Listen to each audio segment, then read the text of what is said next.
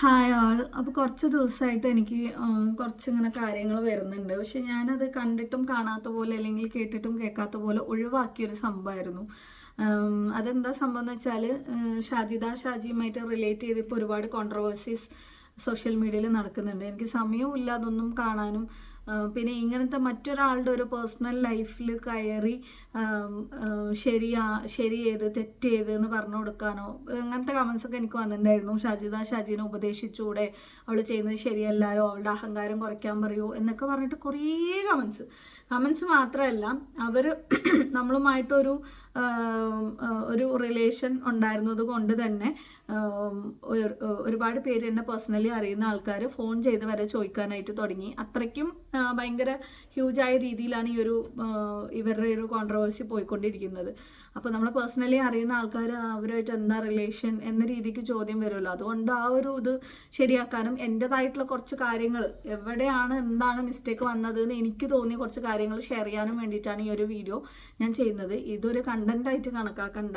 അങ്ങനെ ആണെന്നുണ്ടെങ്കിൽ എനിക്ക് നിങ്ങളെല്ലാവരും ഈ ഒരു സംഭവം എന്താ പറയുക, ഇവരുടെ വിവാഹം വീഡിയോ ഇട്ടതും പറഞ്ഞതും അതിന് മുമ്പേ എനിക്ക് ഇതൊരു കണ്ടന്റ് ആക്കാനുള്ള ഒരു സംഭവമൊക്കെ ഉണ്ടായിട്ടുണ്ട്. ഈവൻ അവർക്ക് പോലും അറിയാത്ത കുറേ കാര്യങ്ങൾ ഇപ്പം നമ്മളെ അറിയുന്ന ആൾക്കാർ നമ്മളെ കോണ്ടാക്ട് ചെയ്യുമല്ലോ. അപ്പം അങ്ങനത്തെ സംഭവങ്ങൾ ഒക്കെ ഉണ്ടായിരുന്നു. പക്ഷേ നമ്മൾ എടുക്കുന്ന ഒരു സ്റ്റെപ്പ് കൊണ്ട് ആരുടെയെങ്കിലും ജീവിതത്തിൽ എവിടെയെങ്കിലും എന്തെങ്കിലും എപ്പോഴെങ്കിലും അവർക്ക് വിഷമകരമായിട്ടുണ്ടാവുന്ന ഒരു കാര്യം ഉണ്ടാവും എന്ന് നമുക്ക് തോന്നുകയാണെങ്കിൽ നമുക്ക് എന്ത് തന്നെ അതിൽ ബെനിഫിറ്റ് ഉണ്ടെങ്കിലും അത് ചെയ്യാതിരിക്കാന്നുള്ള ഒരു കോൺസെപ്റ്റ് ഉള്ള ഒരാളായത് കൊണ്ട് തന്നെ ഞാനത് ആരോടും പറയാതെ അങ്ങനെ ഒരു സൈഡ് മാറ്റി വെച്ചിരിക്കുകയായിരുന്നു. അപ്പോൾ ഫസ്റ്റ് ഓഫ് ഓൾ എനിക്ക് പറയാനുള്ളൊരു കാര്യം എന്ന് പറഞ്ഞു കഴിഞ്ഞാൽ, ഒരു 5 മക്കളായി ഭർത്താവ് മരിച്ചു. അങ്ങനെ ഒരു സ്ത്രീക്ക് വീണ്ടും വിവാഹം കഴിക്കാൻ പാടുമോ പാടില്ല എന്ന് പറയുന്ന ആൾക്കാരുണ്ട്. മക്കളെ മാത്രം നോക്കിയിട്ട് ജീവിച്ചാൽ മതി, അല്ലെങ്കിൽ വിവാഹം കഴിക്കണം എന്നൊക്കെ പറയുന്ന ആൾക്കാരുണ്ട്. പക്ഷെ അത് തികച്ചും ആ ഒരു വ്യക്തിയുടെ പേഴ്സണൽ ചോയ്സാണ്. നമ്മൾ കേരളത്തിലാണ് ജീവിക്കുന്നത്. ഒരു ലേഡി തനിയെ അങ്ങനെ ജീവിക്കുമ്പോൾ അതിൻ്റേതായിട്ടുള്ള ഒരുപാട് പ്രയാസങ്ങൾ അവർ അനുഭവിക്കുന്നുണ്ടാവും. ഭർത്താവ് ഉള്ളവർക്ക് തന്നെ എന്തൊക്കെ വൾഗറായിട്ടുള്ള കാര്യങ്ങളാണ് ഓരോരുത്തർ ചോദിക്കുന്നത് അല്ലേ. ഇതിൽ ഈ വിചാരങ്ങൾ എന്നത് നമുക്ക് മാറ്റി നിർത്താം. അതൊരു വിഷയമേ അല്ല. അതല്ലാതെ ഈ മക്കളെ സംരക്ഷിക്കാനും ഈ സമൂഹത്തിൽ എന്നെ സംരക്ഷിക്കാൻ ഒരാളുണ്ട് എന്ന് പറയുന്ന ആ ഒരു ധൈര്യം ഉണ്ടല്ലോ, അതൊന്നും വേറെ തന്നെയാണ്. അതിനു വേണ്ടിയിട്ട് എത്രയോ പേര് വിവാഹം കഴിക്കുന്നുണ്ട്, അല്ലെങ്കിൽ ഭർത്താവിനെ ഓർത്ത് വിവാഹം കഴിക്കാതെ എത്രയോ പേരുണ്ട്.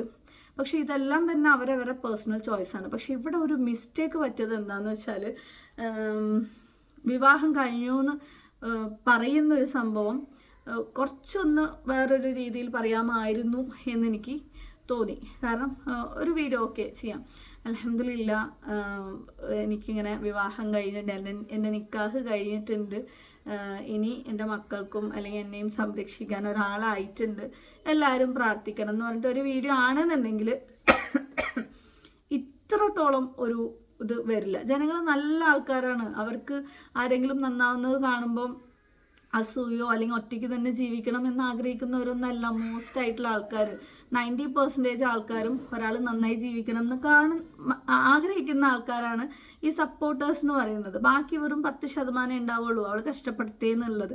അതുകൊണ്ട് ആ ഒരു രീതി ഒന്ന് ചെറുതായിട്ടൊന്ന് മാറ്റിയിരുന്നെങ്കിൽ ഇത്രയും വലിയ പ്രശ്നങ്ങൾ വരില്ലായിരുന്നു. പിന്നെ ഏറ്റവും വലിയൊരു മിസ്റ്റേക്ക്, ഇനി അങ്ങോട്ടെങ്കിലും ജീവിതം നല്ല രീതിക്ക് മനസ്സമാധാനം, നമുക്ക് പൈസയേക്കാൾ ഇമ്പോർട്ടൻ്റ് മനസ്സമാധാനമല്ലേ, അങ്ങനെ ജീവിക്കണം എന്നുണ്ടെങ്കിൽ ഈ ചാനൽസിന് നിങ്ങളെ ഇൻ്റർവ്യൂ തരണം എന്ന് പറഞ്ഞിട്ട് വരുന്ന ചാനലുകാരെ വിശ്വസിച്ച് ഇൻ്റർവ്യൂ കൊടുക്കാതിരിക്കുക.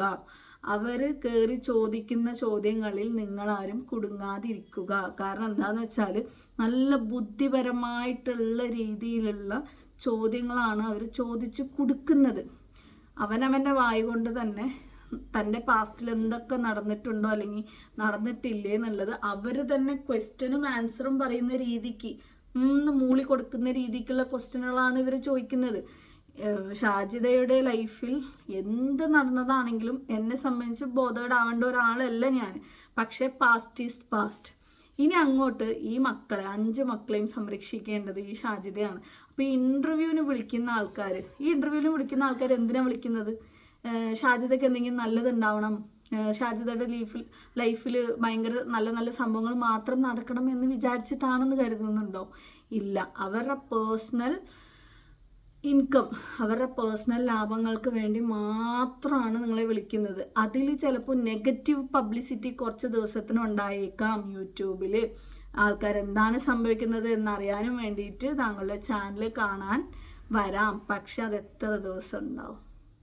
യൂട്യൂബിനെ വിശ്വസിച്ചിട്ട് നമ്മൾ ഒരിക്കലും എനിക്ക് എൻ്റെ മക്കളെ ഒറ്റയ്ക്ക് നോക്കാൻ പറ്റും അല്ലെങ്കിൽ എനിക്ക് അങ്ങനെ ചെയ്യാൻ പറ്റും എന്ന് ഒരിക്കലും കരുതരുത്. യൂട്യൂബ് ഒരിക്കലും നമ്മുടെ കയ്യിൽ നിൽക്കുന്ന ഒരു സംഭവമല്ല. അത് ജനങ്ങൾ തീരുമാനിക്കണം ഇവരുടെ ചാനൽ കാണണോ കാണണ്ടേ എന്നുള്ള കാര്യം.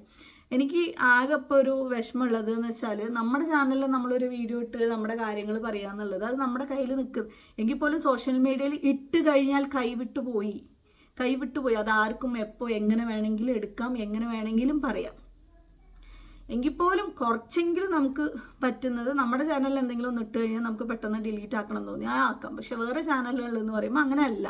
പിന്നെ റിയാക്ട് ചെയ്യുന്ന ചാനൽസ് എന്ന് പറയുമ്പോൾ ഏറ്റവും കൂടുതൽ ഗുണം കിട്ടിയിട്ടുണ്ടെന്ന് ഞാൻ വിശ്വസിക്കുന്നുണ്ട് ഈ ഒരു ഫാമിലിക്ക്. കാരണം അങ്ങനെ റിയാക്ട് ചെയ്തുകൊണ്ടാണ് ഇവരെക്കുറിച്ച് കൂടുതൽ ആൾക്കാരിലേക്ക് അറിഞ്ഞതും അങ്ങനെ വൈഡ് റേഞ്ചിലേക്ക് പോയതും. അപ്പോൾ അവരെ നമുക്ക് കുറ്റം പറയാൻ പറ്റില്ല. കാരണം എന്താണെന്ന് വെച്ചാൽ ഇൻ്റർവ്യൂസിൽ എന്താണോ പറയുന്നത് അതാണ് അവരെടുത്ത് റിയാക്ട് ചെയ്യുന്നത്. ഞങ്ങൾ നേരിട്ട് അത് വേണ്ട.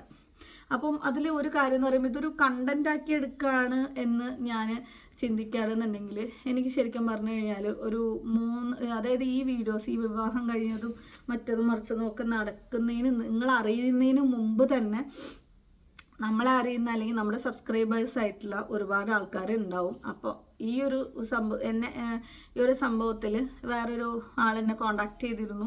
ഇതിൻ്റെ കുറച്ച് കാര്യങ്ങളൊക്കെ എന്നോട് പറഞ്ഞിരുന്നു. പക്ഷെ ഞാൻ പറഞ്ഞത് എനിക്കിതിലൊന്നും ഇടപെടാൻ പറ്റില്ല. കാരണം ഞാൻ എടുക്കുന്ന ഒരു മൂമെൻറ്റ് ആരെങ്കിലും ലൈഫിൽ എന്തെങ്കിലും ഒരു പ്രോബ്ലം ഒരിക്കലും ഉണ്ടാക്കരുത് എന്ന് ആഗ്രഹിക്കുന്ന ഒരു വ്യക്തിയാണ് ഞാൻ. അതുകൊണ്ട് തന്നെ ഈ സോഷ്യൽ മീഡിയയിൽ അങ്ങനൊരു സംഭവം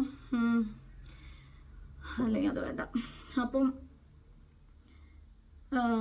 ഈ നമ്മൾ ചെയ്ത ഒരു തെറ്റ്, അതായത് ഞാൻ ഇപ്പോൾ പറയാൻ പോകുന്നത് എന്താണെന്ന് വെച്ചാൽ ഈ ഇൻ്റർവ്യൂസ് കൊടുക്കുന്ന സമയത്ത് മറ്റുള്ളവരെ കുറിച്ച് നമ്മൾ എന്തെങ്കിലും പറയുമ്പോൾ അവരെന്തെങ്കിലും തിരിച്ച് പറയാനുള്ള ഒരു സാഹചര്യം ഉണ്ടാക്കി കൊടുക്കാതിരിക്കായിരുന്നു എന്നെനിക്ക് തോന്നുന്നു. കാരണം ഒരു സ്ത്രീയാണെങ്കിലും ഒരു പുരുഷനാണെങ്കിലും അവരെ സംബന്ധിച്ചിടത്തോളം അവർക്ക് ഏറ്റവും വിലപ്പെട്ടത് എന്ന് പറയുമ്പോൾ മാനമാണ്.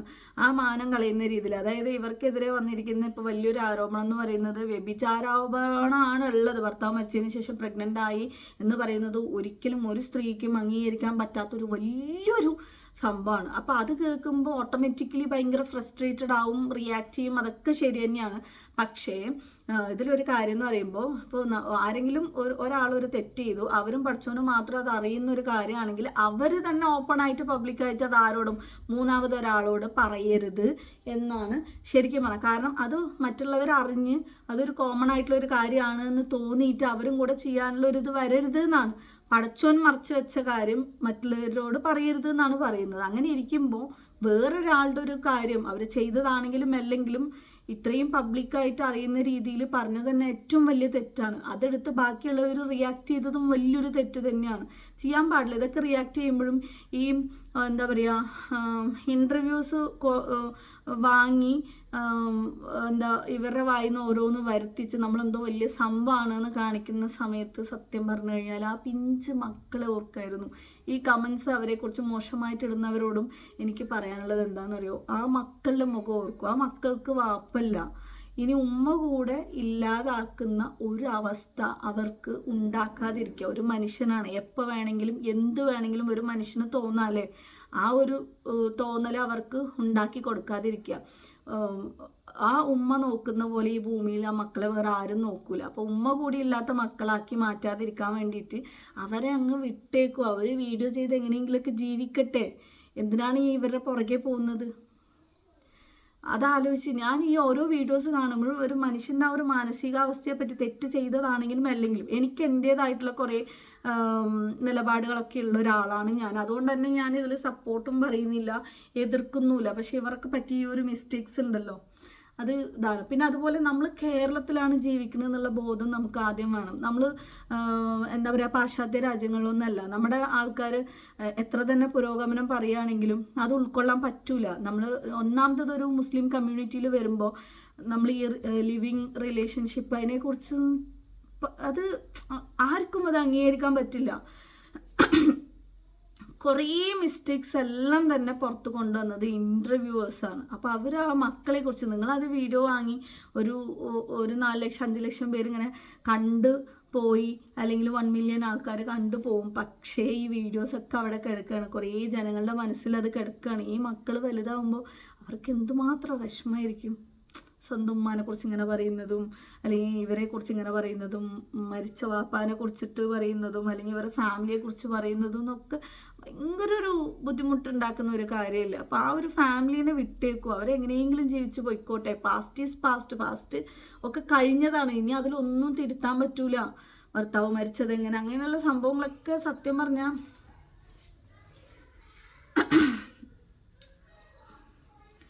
പിന്നെ ഈ ചെറിയ പയ്യന്മാർക്ക് വയസ്സായ ആൻറ്റിമാരെയാണ് ഇഷ്ടം എന്നുള്ള ഒരു പരാമർശം ശരിക്കും പറഞ്ഞാൽ ബാക്കി എല്ലാവർക്കും, അല്ലെങ്കിൽ വിവാഹം കഴിഞ്ഞ സ്ത്രീകൾക്ക് ചെറിയ പയ്യന്മാരെയാണ് ഇഷ്ടം എന്ന രീതിക്ക് വരുമ്പോൾ ബാക്കി ഒരു കോമൺ ആയിട്ട് അത് പറയുന്ന സമയത്ത് അതൊരു നോർമലായിട്ടുള്ളൊരു സംഭവമാണെന്നുള്ള മാറിപ്പോവും. അതൊന്നും നമ്മുടെ ഈ സമൂഹത്തിൽ അങ്ങനെ അംഗീകരിക്കൂല. ഇതിനൊക്കെ ഒരു രീതിയുണ്ട്, സംസാരിക്കേണ്ട ഒരു രീതി. എൻ്റെ ഇപ്പോൾ വിവാഹം 5 മക്കൾ, ചെറിയ വയസ്സാണ്, വിവാഹം കഴിക്കണം ഞാൻ പോലും പറഞ്ഞിരുന്നു. ഞാൻ നേരിട്ട് കണ്ട സമയത്ത് ഒരു പറയുന്നതുകൊണ്ടൊന്നും തോന്നരുത്, ഇപ്പം തന്നെ വേണമെന്നൊന്നുമില്ല, കുറച്ച് കഴിഞ്ഞിട്ടാണെങ്കിൽ മൈൻഡൊക്കെ ഒന്ന് സെറ്റായതിന് ശേഷം നല്ലൊരു റിലേഷൻ വരികയാണെന്നുണ്ടെങ്കിൽ അത് ചെയ്യുന്നതാണ് നല്ലത് എന്ന രീതിക്ക് ഞാൻ പോലും പറഞ്ഞതാണ്. കാരണം എന്താണെന്ന് വെച്ചാൽ നമ്മുടെ ഈ സമൂഹത്തിൽ അല്ലെങ്കിൽ അത്രയും ചെറിയൊരു പ്രായത്തിൽ ഒരാൾ അങ്ങനെ നിൽക്കുന്ന സമയത്തും പിന്നെ മാനസികമായിട്ടും ശാരീരികപരമായിട്ടും ഫിനാൻഷ്യലി ഒരുപാട് പ്രയാസങ്ങൾ ഉണ്ടാവും 5 മക്കളെയൊക്കെ നോക്കുന്ന സമയത്ത്. പക്ഷെ അത് പറഞ്ഞ രീതിയും അവതരിപ്പിച്ച രീതിയും ഒക്കെയാണ് ഇതിലൊരു പ്രശ്നം വന്നത്. അത് മനസ്സിലാക്കാൻ പറ്റുന്ന ആൾക്കാരാണ് കേരളത്തിലുള്ളത്. അപ്പോൾ അവരോട് നല്ല രീതിക്ക് പറഞ്ഞാൽ അവർക്ക് മനസ്സിലാവും. നമ്മൾ ഏതൊരു സ്റ്റേജിലാണോ നമ്മൾ യൂട്യൂബിലേക്ക് വരുന്നത്, ആ ഒരു സ്റ്റേജ് കണ്ടിട്ട് സപ്പോർട്ട് ചെയ്യുന്നവർ ഓൾവേസ് അങ്ങനെ തന്നെ ആയിരിക്കും. നമ്മുടെ ആ ഒരു മാറ്റം എവിടെയെങ്കിലും എന്തെങ്കിലും ഒരു മാറ്റം വന്നു കഴിഞ്ഞാൽ അവർക്കത് ഹേർട്ട് ചെയ്യും. ജനങ്ങളെ കുറ്റം പറഞ്ഞിട്ടൊന്നും കാര്യമില്ല. നമ്മളെങ്ങനെയാണോ വന്നത് അത് അങ്ങനെയാണ്. പക്ഷെ യൂട്യൂബ് ഏത് കാലം ഇതേപോലെ നമുക്ക് ഏണിങ്സ് തന്നുകൊണ്ടിരിക്കില്ല. അപ്പം അതിനനുസരിച്ച് അതൊക്കെ മുന്നോട്ട് കണ്ടുകൊണ്ട് വേണം നമ്മൾ ഓരോ വാക്കും കാര്യങ്ങളും ഒക്കെ പറയാൻ. അല്ലാതെ നമ്മുടെ വരുന്ന ചേഞ്ചസ് നമുക്ക് അന്യായപരമായിട്ട് എന്തെങ്കിലും നമുക്ക് വരാണെന്നുണ്ടെങ്കിൽ നമുക്ക് റിയാക്ട് ചെയ്യാം. അല്ലാതെ നമ്മുടെ വരുന്ന മിസ്റ്റേക്സിനെ നമ്മൾ ഓൾവേസ് അതിൽ തന്നെ കിടന്നിങ്ങനെ തിരിഞ്ഞുകൊണ്ടിരുന്നു കഴിഞ്ഞാൽ അതൊരു പ്രയാസം തന്നെയായിരിക്കും വരുന്നത്. പിന്നെ ഇനിയൊരു കാര്യം എന്ന് പറയുമ്പോൾ ആ ഒരു കല്യാണം ഞാൻ പറഞ്ഞു തികച്ചും വ്യക്തിപരമായിട്ടുള്ള ഒരു കാര്യമാണ്. ഒരാൾക്ക് എത്ര വയസ്സുള്ള ആളെ കല്യാണം കഴിക്കണം, എപ്പോൾ കല്യാണം കഴിക്കണം, അവരെങ്ങനെ ജീവിക്കണം എന്നുള്ളതെല്ലാം. പക്ഷേ സ്വന്തം ഐഡൻറ്റിറ്റി മറയ്ക്കാൻ ആഗ്രഹിക്കുന്നു എന്ന് പറയുന്ന സമയത്ത് സൂക്ഷിക്കേണ്ടിയിരിക്കുന്നു. നിങ്ങളുടെ ലൈഫ് നല്ല രീതിക്ക് പോട്ടെ, അതൊക്കെ ഓക്കെ തന്നെയാണ്. പക്ഷേ നമ്മൾ ഒരു ഡിസിഷൻ എടുക്കുന്ന സമയത്ത്, അതും സോഷ്യൽ മീഡിയയിൽ നിന്നിട്ട് അങ്ങനെയൊക്കെ എടുക്കുന്ന സമയത്ത് സൂക്ഷിക്കണം. എനിക്കങ്ങനെ എല്ലാം പറയാനും ഒരു പ്രയാസമുണ്ട്. ഇപ്പം ഈ ഒരു സംഭവം, അപ്പം ഇതിപ്പോൾ ഞാനിപ്പോൾ പറഞ്ഞു വന്നത് എന്താണെന്ന് വെച്ചാൽ, ഞാൻ ചില സംഭവങ്ങളൊക്കെ ഇങ്ങനെ എഴുതി വെച്ചിരിക്കുകയാണ് കേട്ടോ. എനിക്കിതെല്ലാം കൂടെ ഓർമ്മ നിൽക്കൂല.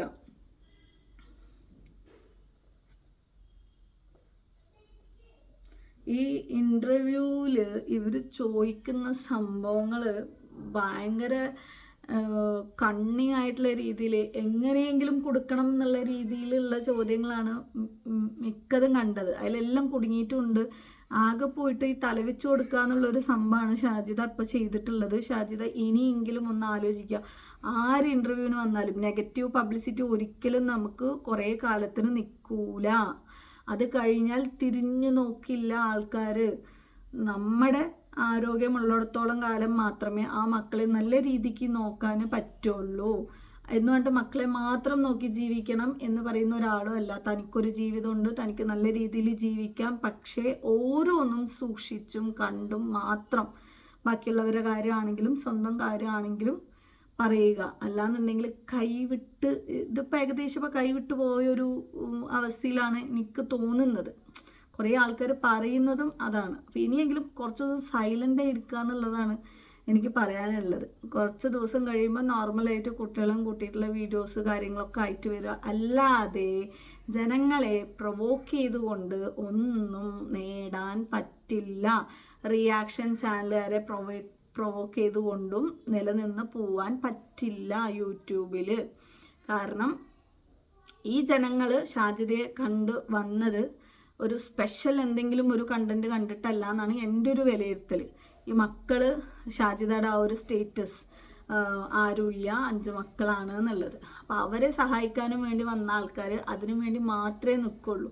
അപ്പോൾ ആരെയും വെറുപ്പിക്കാതെ നല്ല രീതിയിൽ ആരെയും മുന്നിൽ തല വെച്ച് കൊടുക്കാതെ ആ മക്കളെ നല്ലോണം സംരക്ഷിക്കാൻ പറ്റും എന്ന ഉദ്ദേശമാണ് മുന്നോട്ട് പോവുക.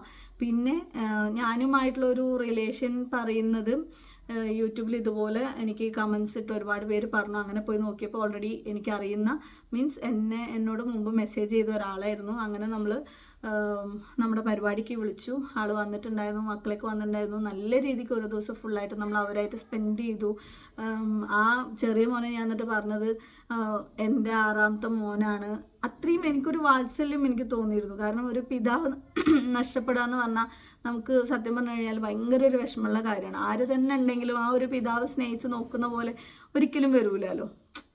അപ്പോൾ ഒരു ദിവസമെങ്കിലും നമുക്ക് ചെയ്യാൻ പറ്റുന്ന ചെയ്തു കൊടുക്കുക എന്ന് പറഞ്ഞാൽ അങ്ങനെ ചെയ്തതാണ്. അല്ലാതെ ഇവരുടെ പേഴ്സണൽ ലൈഫോ കാര്യങ്ങളോ ഒന്നും നമ്മളങ്ങനെ ചർച്ച ചെയ്യേ അങ്ങനെ ഒരു റിലേഷനും നമ്മൾ തമ്മിലില്ല. അവരുടെ ലൈഫ് അവർ തീരുമാനങ്ങൾ എടുക്കുന്നു. അവരെ പോയിട്ട് നമുക്ക് ഉപദേശിക്കാനോ അങ്ങനെ ഒന്നും പേഴ്സണലി നമുക്ക് പറ്റില്ല. ഇതിപ്പോൾ സോഷ്യൽ മീഡിയയിൽ ഇത്രയും ചർച്ച ആയതുകൊണ്ടും ഇനിയെങ്കിലും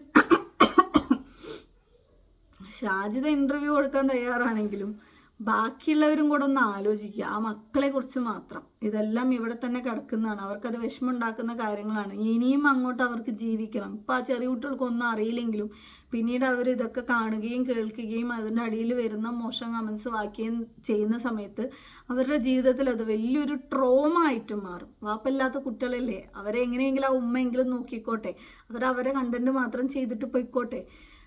പരസ്പരം അങ്ങോട്ടും ഇങ്ങോട്ടും ഓരോന്ന് പറഞ്ഞ് ഇത് വലിയൊരു സംഭവമാക്കി കൊണ്ടുപോകാതെ ഇനിയെങ്കിലും ഇതൊന്ന് ക്ലോസ് ചെയ്യാൻ ഞാൻ ആഗ്രഹിച്ചുകൊണ്ടാണ് ഈ ഒരു സംഭവം പറയുന്നത്. ഇനിയിപ്പോൾ ഞാൻ സപ്പോർട്ട് ചെയ്തു എന്നോ അല്ലെങ്കിൽ ഞാൻ എതിർത്തോന്നോ വിചാരിച്ചിട്ട് ആരും ഒന്നും പറഞ്ഞിട്ട് വരരുത് ദയവ് ചെയ്ത്. സമയമില്ല. ഞാനൊരു റിയാക്ഷൻ വീഡിയോ ചെയ്യുന്ന ഒരാൾ തന്നെയാണ്. പക്ഷെ